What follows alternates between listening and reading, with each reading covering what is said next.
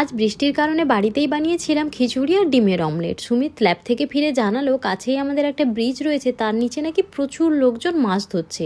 তো আমরাও খেয়ে নিয়ে রওনা হলাম সেই দৃশ্য দেখার জন্য। এই বৃষ্টির নিচে প্রায় শুকনো থাকে, না হলে অল্প অল্প জল থাকে, তবে আজ বৃষ্টি হওয়ার কারণে বেশ ভালোই জল হয়েছে।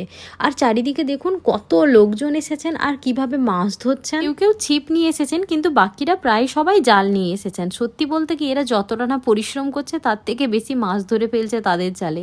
সামনের একজনকে দেখুন এভাবে এক ঝাঁক মাছ ধরেছে, এভাবে, যা আমি প্রথমবার দেখলাম।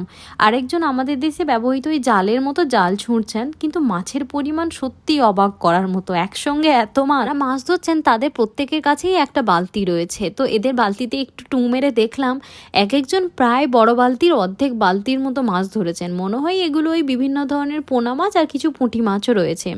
যাই হোক, একটা সুন্দর অভিজ্ঞতা নিয়ে আজকের দিনটা শেষ হলো।